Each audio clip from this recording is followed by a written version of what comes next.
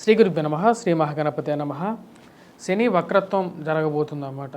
శని వక్రత్వం అంటే అసలు ఏంటి అంటే, జ్యోతిష్య రీత్యా గోచార రీత్యా శని వక్రత్వ ఫలం అనేది ఎప్పుడు యోగిస్తుంది, అసలు వక్రత్వాన్ని ఎప్పుడు కన్సిడర్ చేయాలి అంటే, శని కానీ ఏదైనా ఒక ప్లానెట్ కానీ ఏదైనా ఒక గ్రహం కానీ వక్రించినప్పుడు తన అంతకుముందు ఉన్నటువంటి రాశికి తిరిగి మళ్ళీ వెనక్కి వచ్చినప్పుడు పూర్వ రాశి యొక్క ఫలితాన్ని మళ్ళీ తిరిగిస్తుందని చెప్పేసి శాస్త్రంలో చెప్పబడింది అన్నమాట.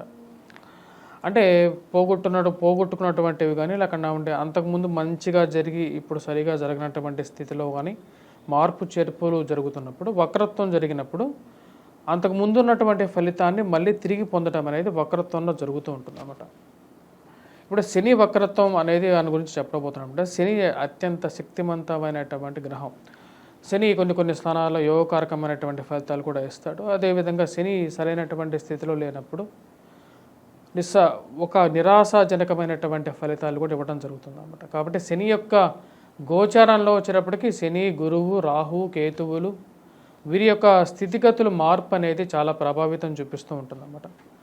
ఇప్పుడు శని వక్రత్వం అనేది జరగబోతుంది. ఈ యొక్క శని వక్రత్వం వచ్చేటప్పటికి 3 నెలల 15 రోజుల పాటు జరగబోతున్నది అన్నమాట. ఈ యొక్క ఫలితం అనేది ఎలా ఉండబోతుంది, అది గోచార రీత్యా రాశి రీత్యా ఎలా ఉండబోతుంది, అదేవిధంగా నక్షత్ర రీత్యా కూడా దీని యొక్క మార్పు అనేది ఉంటుంది. ఎందుకంటే కాలపురుషుడు నిర్ణయం అనేది ఒక నక్షత్రంలో శని యొక్క సంచారం జరుగుతున్నప్పుడు 27 నక్షత్రాల మీద కూడా దీని యొక్క ప్రభావం ఉంటుందని చెప్పి శాస్త్రంలో చెప్పబడింది అన్నమాట. దాని రీత్యా కూడా నా యొక్క గణన రీత్యా నేను 27 నక్షత్రాలకి ఎలా ఉండబోతుంది, ఏ రాశి వారికి ఎలా ఉండబోతుంది అనేది చూద్దాం.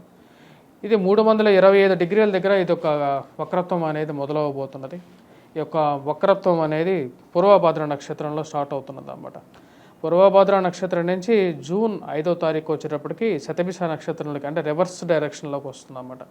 శని యొక్క మూమెంట్ అనేది రివర్స్ డైరెక్షన్లో శనికి శతభిష నక్షత్రం దగ్గరికి వస్తుంది. శతభిష నుంచి వచ్చేటప్పటికి మళ్ళీ 15వ తారీఖుకి వచ్చేటప్పటికి ఈ వక్రత్వం అనేది పూర్తిగా ఆగి శతభిష నక్షత్రంలో మళ్ళీ పురోగమన స్థితిలోకి మారుతున్నది, పూర్వభాద్ర నక్షత్రంలోకి మారుతున్నది అన్నమాట. ఇప్పుడు ఈ యొక్క వక్రత్వ ఫలం అనేది ఈ యొక్క జరగబోతున్నటువంటి యొక్క శని గమనం అనేది 12 రాశుల వారికి గోచర రీత్యా చంద్రమాను అనుసరించి ఎలా ఉండబోతుంది అనేది చూద్దాం. మీనరాశి వారికి ఎలా ఉండబోతుందని చూద్దాం. శని వక్రత్వ ఫలం అనేది వచ్చేటప్పటికి మీనరాశి వారికి, ఎందుకంటే శని ఆల్రెడీ స్టార్ట్ అయింది అన్నమాట. వీరికి ఏలినాటి శని ప్రభావం అనేది స్టార్ట్ అయింది. 1000 స్థానాల్లోకి శని సంచారం జరుగుతున్నప్పుడు ఎలా ఉండబోతుంది, జన్మరాశిలోకి వచ్చేటప్పటికి రాహుగ్రహ సంచారం జరుగుతుంది. 1000 స్థానాల్లో శని సంచారం జరుగుతున్నప్పుడు అధికమైనటువంటి ఖర్చు అనేది ఎక్కువగా ఉంటుంది. గురువు మే 1వ తారీఖు వరకు మంచి అనుకూలమైనటువంటి స్థానాల్లో వీరికి ఉన్నాడు. ఇప్పుడు మే 1వ తారీఖు నుంచి వచ్చేటప్పటికి గురువు కూడా వచ్చేటప్పటికి తృతీయంలో ఉన్నాడు. శని వక్రత్వం జరిగినప్పుడు అంటే 1000 స్థానాల్లో ఉన్నటువంటి శని వక్రత్వం జరిగినప్పుడు ఎటువంటి ఫలితం ఉంటుంది, ఎందుకంటే ఇప్పుడు శని ఎప్పుడైతే పూర్వభాద్ర నక్షత్రంలో ఉన్నటువంటి శని శతభిష నక్షత్రంలోకి మళ్ళీ మారుతున్నాడు. రాశిలో మార్పు లేదు, నక్షత్ర మార్పు ఒకటే ఉంది. నక్షత్ర మార్పు ఒకటే ఉన్నప్పుడు దాని యొక్క ఇంపాక్ట్ అనేది మీనరాశి వారికి ఎటువంటి ఫలితం ఇస్తుందని చూద్దాం. 1000 స్థానంలో ఉన్నటువంటి శని అంటే ఏలినాటి శని ప్రభావంలో మొదటి పాదంలో ఉన్నాడు. ఇప్పుడు అధికమైనటువంటి ఖర్చును కలిగిస్తాడు. ఆరోగ్యపరంగా ప్రభావం అనేది ఉంటుంది. శత్రువులు అధికంగా ఎక్కువగా వీరిని కార్నర్ చేయడానికి ఎక్కువగా ప్రయత్నం చేస్తూ ఉంటారన్నమాట. ఆరోగ్యపరంగా వచ్చేటప్పటికి కాళ్ళకి, కీళ్ళకి, మోకాళ్ళకి నొప్పులు రావటం అనేది పరిపాటిగా ఉంటుంది. మరియు జుట్టు ఊడిపోవటం కానీ బట్టతల విషయంలో 40 ఏళ్ల వయసులో ఎవరికైతే ఏలినాటి శని ప్రభావం వస్తుందో వారికి వచ్చేటప్పటికి జుట్టు రాలిపోవటము, బట్టతల రావటం అనేది స్టార్ట్ అవుతుంది అన్నమాట. అది కామన్ 35 to 40 ఇయర్స్లో ఎవరికైతే, ఎందుకంటే ఏలినాటి శని ప్రభావం అనేది ప్రతి మనిషి జీవితంలో 2 సార్లు వస్తుంటుంది. కొంతమంది జీవితంలో అంటే వారికి 3 సార్లు కూడా రావచ్చు, అది రేర్గా ఉంటుంది. జనరల్గా 2 సార్లు వస్తుంటుంది. సో 35 ఇయర్స్లో అంటే ఎవరైతే పుట్టుక వయసులో వచ్చుంటే వారికి 2 సార్లు వస్తుంటే, కొంతమందికి 70 ఏళ్ల వయసులో కూడా వస్తుంటుంది అన్నమాట. వీళ్ళు పుట్టినటువంటి టైం బట్టేసేసి దాని యొక్క ప్రభావం అనేది ఉంటూ ఉంటుంది. పూర్వభాద్ర నక్షత్రంలో ఎప్పుడైతే శని సంచారం జరుగుతుంటుందో, ఇప్పుడు ఈ యొక్క నక్షత్ర జాతకులు ఎవరైతే ఉన్నారో అంటే రేవతి నక్షత్ర జాతకులు మరియు అదేవిధంగా పూర్వభాద్ర నక్షత్ర జాతకులు, సో ఇప్పుడు ఎప్పుడైతే శని పూర్వభాద్ర నక్షత్ర జాతకంలో ఉంటాడో పూర్వభాద్ర నక్షత్ర జాతకులు ఉత్తరాభాద్ర మరి రేవతి నక్షత్ర జాతకులు పూర్వభాద్ర నక్షత్రంలో ఉన్నప్పుడు శని వచ్చేటప్పటికి విచారగ్రస్తంగా ఉంటుందన్నమాట.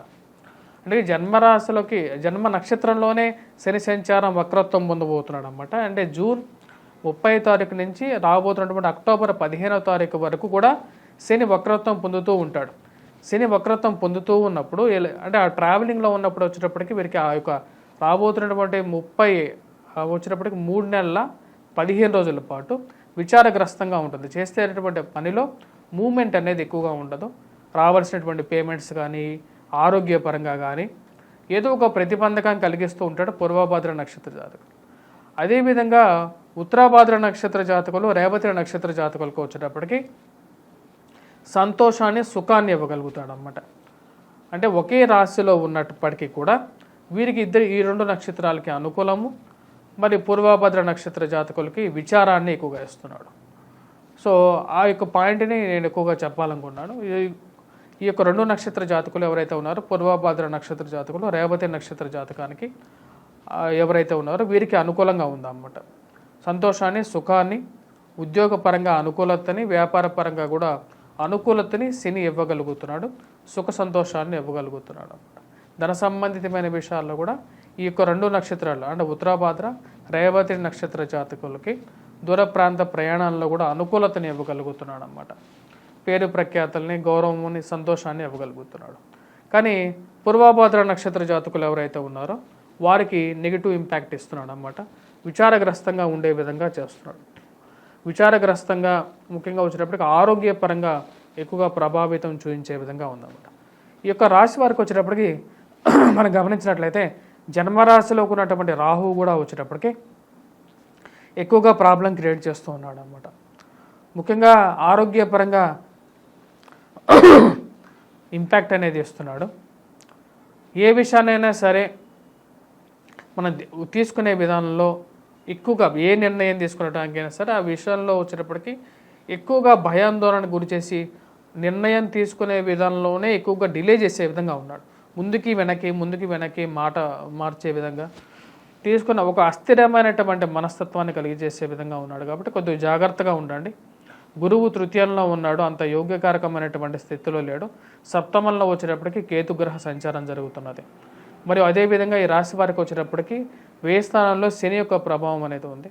ఈ రాశి వారికి మనం గమనించినట్లయితే రేపు జూన్ జూలైలో కొంచెం అనుకూలంగా ఉంటుంది. ఎందుకంటే కుజుడు ఎప్పుడైతే వీరికి వృషభంలోకి సంచారం చేస్తున్నాడో అదేవిధంగా మేలో వచ్చేటప్పటికి ఈ యొక్క రవిగ్రహ సంచారం కూడా వచ్చేటప్పటికి తృతీయంలో ఉంటుంది. కాబట్టి మీనరాశి వారికి అనుకూలంగానే ఉంటుంది జూన్లో. కానీ పూర్వభద్ర నక్షత్ర జాతకులకు వచ్చేటప్పటికి అనుకూలమైనటువంటి ఫలితాలు లేవు. వృత్తిరీత్యా వ్యాపార రీత్యా నేను చెప్పినటువంటి 2 నక్షత్రాలకి అంటే ఉత్తరాభాద్ర రేవతి నక్షత్ర జాతకులకి అనుకూలంగా ఉంటుంది. వివాహ ప్రయత్న సంబంధితమైన విషయాల్లో కూడా కొంచెం మొబిలిటీ అనేది ఉంటుంది. నూతన ఉద్యోగ ప్రాప్తి అనేది పొందడం అనేది జరుగుతుంది అన్నమాట. మిగతా విషయాల గురించి మనం మాట్లాడితే ఈ రాశి వారికి వచ్చేటప్పటికి ఖర్చు అనేది కొద్దిగా ఎక్కువగా ఉంటుంది. కాబట్టి కొద్దిగా జాగ్రత్తలు తీసుకోవాలి. స్టాక్ మార్కెట్లో ఇన్వెస్ట్మెంట్స్ అనేది అంతగా యోగించే విధంగా లేదు. స్టాక్ మార్కెట్లో కానీ స్పెక్యులేషన్స్ విషయంలో జాగ్రత్త అనేది చాలా ముఖ్యం. మీ యొక్క గోచర రీత్యా కొంచెం అనుకూలమైనటువంటి గ్రహస్థితి గోచరిస్తున్నప్పుడు భారీ ఇన్వెస్ట్మెంట్స్కి మీరు వెళ్ళొచ్చు. మరి అదేవిధంగా వ్యాపార రీత్యా కూడా పెద్ద బిజినెస్లు స్టార్ట్ చేసే ముందు సప్తమంలో కేతు ఉన్నాడు కాబట్టి భాగస్వామ్య బిజినెస్లు అనేవి అంతగా యోగించే విధంగా ఉండదు. రాహు యొక్క దృష్టి కూడా వచ్చేటప్పటికి సప్తమం మీద ఇరుగురు దృష్టి ఉంది కాబట్టి అనుకూలించదు అన్నమాట. మరియు శత్రు సంబంధితమైన విషయాల్లో జాగ్రత్త అనేది అవసరం. శని యొక్క దృష్టి ధనస్థానం మీద ఉంది. ఇరుగు పొరుగు సఖ్యత విషయంలో తగు జాగ్రత్తలు తీసుకోవాల్సినటువంటి ముఖ్యమైనటువంటి సూచన. భాగ్యస్థానం మీద శని దృష్టి అనేది కేంద్రీకృతమై ఉన్నది. తద్వారా వచ్చేటప్పటికి స్త్రీలకి సంతాన సంబంధితమైన విషయాల్లో కొన్ని ఇబ్బందులు అనేవి ఉంటాయి. ధనస్థానాల్లో ఈ యొక్క రాశి వారికి వచ్చేటప్పటికి ధనస్థానం మీద శని దృష్టి ఉన్నది కాబట్టి ముఖ్యంగా వడ్డీ వ్యాపారాలు జాగ్రత్తగా ఉండాలి. ఇచ్చినటువంటి డబ్బు తొందరగా వెనక్కి రాదన్నమాట. కొన్ని ఇబ్బందులు అనేవి ఎదురవుతాయి. ఆ విషయంలో కొన్ని జాగ్రత్తలు అనేవి తీసుకోవాలి. పోటీ పరీక్షల కోసం ప్రిపేర్ అవుతున్నటువంటి వారి విద్యార్థులకు వచ్చేటప్పటికి ఉత్తరాభాద్ర నక్షత్ర జాతకులకి రేవతి నక్షత్ర జాతకులకి అనుకూలంగా ఉంది. ఈ యొక్క నక్షత్ర జాతకులు పూర్వభాద్ర నక్షత్ర జాతకులకి అంత అనుకూలంగా లేదు. కాబట్టి వీరు కొన్ని పరిహారాలు కూడా చేసుకోవాలి. ఎటువంటి పరిహారాలు చేసుకుంటే అనుకూలంగా ఉంటుంది అనేది కూడా మనం చివరిలో చూద్దాం. ముఖ్యంగా వచ్చేటప్పటికి కోర్టు సంబంధితమైనటువంటి వ్యవహారాలు అనేవి కొద్దిగా ఎక్కువగా ప్రభావితం చూపించే విధంగా ఉంటుంది పూర్వభాద్ర నక్షత్ర జాతకులకి. ఉత్తరాభాద్ర నక్షత్ర జాతకులు, రేవతి నక్షత్ర జాతకులకు వచ్చేటప్పటికి కొంచెం పాజిటివ్ ఇంపాక్ట్గానే ఉంటూ ఉంటుంది అన్నమాట. ఆరోగ్యపరంగా కూడా వృత్తిపరంగానూ అనుకూలంగా ఉంటుంది. మీరు చేసుకోవాల్సినటువంటి పరిహారాలు వచ్చినప్పటికీ ముఖ్యంగా శని యొక్క ఆరాధన అనేది ఎక్కువగా చేయాలి.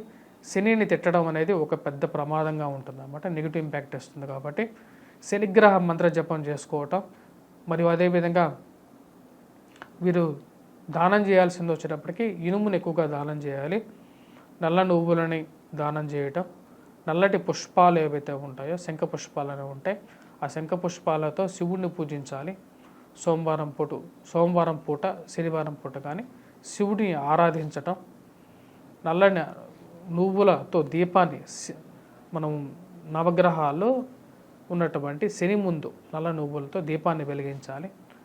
అదేవిధంగా వస్త్రాన్ని ఆ యొక్క శని విగ్రహానికి కప్పి అభిషేకం చేయకముందు అభిషేకం చేసిన తర్వాత కప్పటం, తైలాభిషేకం చేసిన తర్వాత ఇవన్నీ చేయటం. మరి అదేవిధంగా ఎవరైతే ఈ రోడ్ల పక్కన బిచ్చం ఎత్తుకునేటువంటి బిచ్చగాళ్ళు ఎవరైతే ఉంటారో వారికి కూడా వచ్చేటప్పటికి వీలైనంత దానాన్ని ముఖ్యంగా ద్రవ్య రూపంలో కాకుండా వస్తు రూపంలో దానం చేయటం, నల్లటి బ్లాంకెట్స్ కానీ లేకపోతే గొడుగు కానీ. ఎందుకంటే రాబోతున్నటువంటి మాసం వచ్చేటప్పటికి మనకు వైశాఖ మాసంలో వచ్చేటప్పటికి దానం చేయగలిగినటువంటి వాటిలో ముఖ్యమైనటువంటిది వచ్చేటప్పటికి ఛత్రం అన్నమాట, గొడుగును దానం చేస్తే చాలు.